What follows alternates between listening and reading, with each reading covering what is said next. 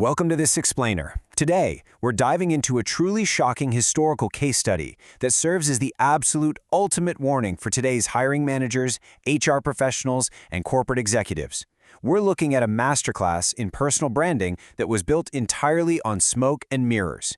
It's an extreme, almost unbelievable example of fake it till you make it that successfully went on for years. If you've ever laid awake wondering if there's a charismatic underperformer hiding somewhere in your organization, this is a story you absolutely need to hear. If you are an executive or an HR leader, I want you to ask yourself a really tough question right now. How do you spot a fraudulent hire when literally everyone in the office absolutely loves them? Keep that question in the back of your mind as we examine the wild true story of Carlos Kaiser.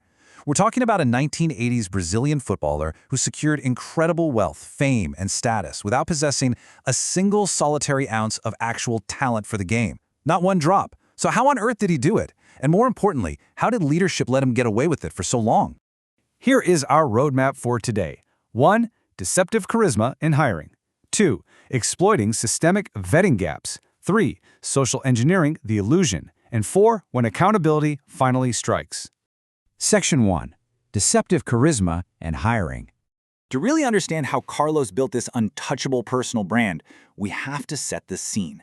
The landscape of 1980s Brazilian football was chaotic, it was deeply corrupt, and it was heavily influenced by the Mafia. Basically, it was an environment totally ripe for exploitation if you knew how to play the game off the pitch rather than on it. See, Carlos wanted the money. He wanted the fame and the lifestyle of a superstar athlete.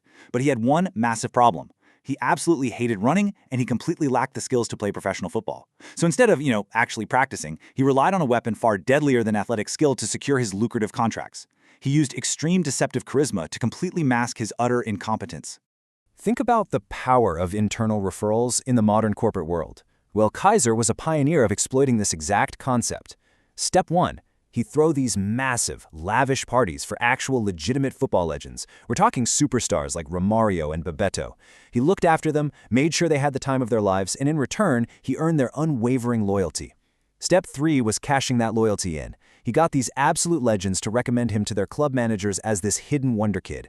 And let's be real, if your absolute top performers vouch for someone, leadership rarely questions it, do they? Section 2. Exploiting systemic vetting gaps. Okay. So getting the job through a high-level referral is one thing, but how do you survive once you're actually on the payroll and expected to deliver results? Kaiser's onboarding strategy was as dark as it was calculated. He knew he couldn't actually play a match without being instantly exposed as a fraud. So his day one strategy, every single time he signed a new contract, was to get out on the training pitch, go for his very first sprint, suddenly grab his hamstring, and drop to the grass, screaming in absolute agony. By faking this catastrophic, unprovable soft tissue injury right out of the gate, he guaranteed himself months in the medical room, all while collecting his full, very substantial salary.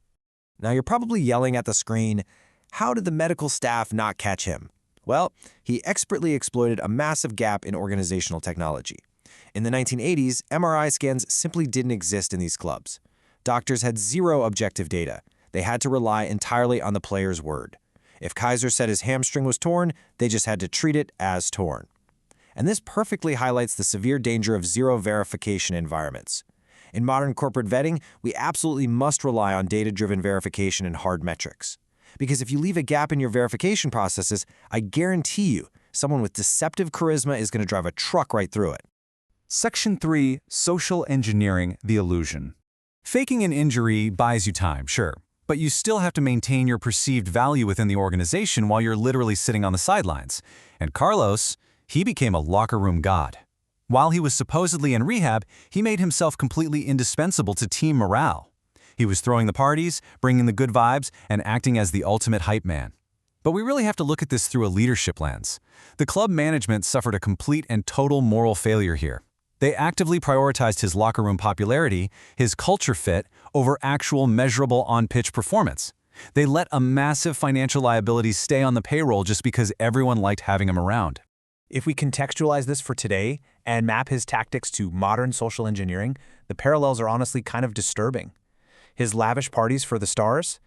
That's aggressive managing up and toxic networking, aligning yourself only with those in power. Faking a hamstring injury for months?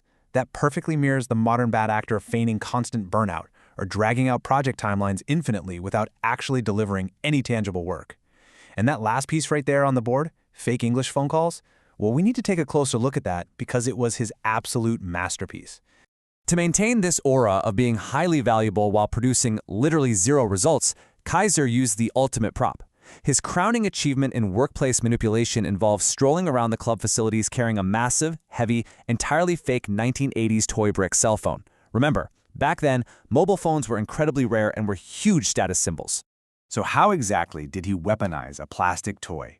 He would pace the club grounds loudly speaking fake, absolute gibberish English into it. He intentionally feigned these high-stakes transfer negotiations, claiming that imaginary wealthy European clubs were desperately trying to buy him away from his current team. It was a brilliant, highly manipulative move to manufacture artificial demand. By making his current club think he was this highly sought-after international commodity, he completely blinded leadership to his day-to-day incompetence. They were just too afraid of losing this valuable asset to actually sit down and audit his real performance. Section 4. When accountability finally strikes. In the business world, you just can't fake it forever. Every corporate fraud, no matter how charming they are, eventually faces a devastating audit. After spending the 1980s successfully bouncing from club to club, Kaiser finally pushed his luck too far. In 1989, he was signed to a team called Bangu. The critical problem here, Bangu was owned by a man named Castor de Andrade. And Castor wasn't your standard, easily manipulated corporate executive. He was literally one of Brazil's most dangerous, murderous mob bosses. He was an owner who demanded immediate, tangible returns on his investments, and he absolutely did not care one bit about internal networking. The day of reckoning finally came during a critical match. Bangu was losing badly. The score was 2-0. The mob boss owner was furious. And suddenly, for Carlos Kaiser, who was sitting comfortably on the bench as usual, the ultimate high-stakes performance review was unexpectedly initiated.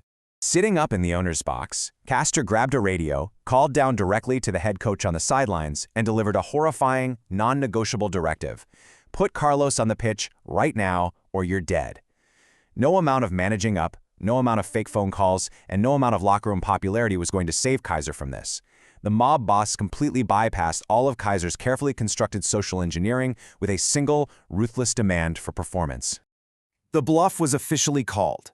With his fake hamstring excuses completely exhausted and under literal threat of death from ownership, Carlos Kaiser was forced out of his comfortable, protected little bubble. He had to strip off his warm-up gear and walk out onto the pitch in front of thousands of screaming fans.